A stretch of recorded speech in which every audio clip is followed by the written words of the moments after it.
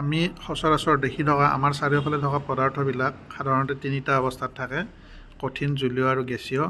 আৰু এই পদাৰ্থবিলাক অসংখ্য ক্ষুদ্ৰ ক্ষুদ্ৰ কণিকাৰ দ্বাৰা গঠিত আৰু এই কণিকাবিলাক অনবৰতে গতি কৰি থাকে বুলি আমাক বৈজ্ঞানিকসকলে প্ৰমাণ কৰি কৈ থৈ গৈছে। আহাচোন আমি দুটা সুন্দৰ পৰীক্ষাৰ সহায়ত এইটো চাওঁ।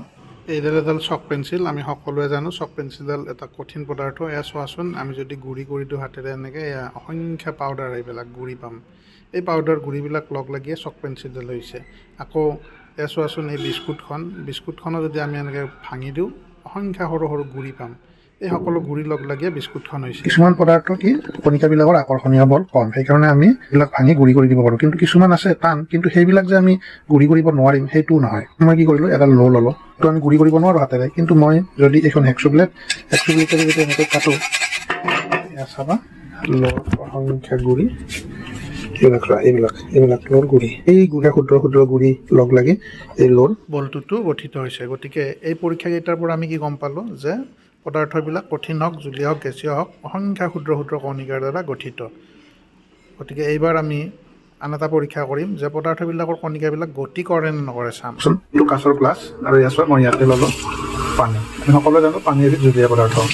আৰু এইটো হ'ল উজালা। আমি কাপোৰ ধোওঁতে যে ব্যৱহাৰ কৰোঁ উজালা, এই উজালাটো এটা তৰল পদাৰ্থই হয়, কালাৰিং। এই পদাৰ্থবিধক মই লোৱা এই পানীত মিহলি কৰি দিম আৰু কি হয় চাম।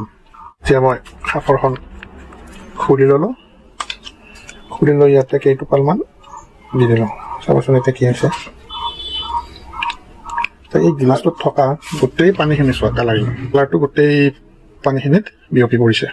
যদি উজালাত থকা কণিকাবিলাক যদি গতি নকৰিলেহেঁতেন, তেতিয়াহ'লে এনেদৰে জানো পানীৰ মাজত বিয়পি পৰিল হয়? নিশ্চয় নপৰিলেহেঁতেন। দেখিলে সেই কণিকাখিনিয়ে গতি কৰিছে। গতি কৰি থকাৰ বাবে সি গোটেই পানীখিনিৰ চাৰিওফালে সিঁচৰিত হৈ পৰিব পাৰিছে। গতিকে এই পৰীক্ষাটোৰ পৰা আমি কি গম পালোঁ যে পদাৰ্থৰ কণিকাবিলাক গতিশীল। আৰু গতি যদি নকৰিলেহেঁতেন, তেতিয়াহ'লে এনেকৈ তলত পৰি থাকিলেহেঁতেন, ঠাইত পৰি থাকিলেহেঁতেন। কিন্তু ঠাইত জানো পৰি আছে? ঠাইতটো পৰি থকা নাই, চাৰিওফালে বিয়পি পৰিছে। অৰ্থাৎ সেই পদাৰ্থবিলাকৰ কণিকাবিলাকে চাৰিওফালে গতি কৰি আছে, সেইকাৰণে সিঁচৰিত হৈ পৰিছে। গতিকে বুজি পালোঁ নিশ্চয় যে পদাৰ্থৰ কণিকাবিলাক গতিশীল।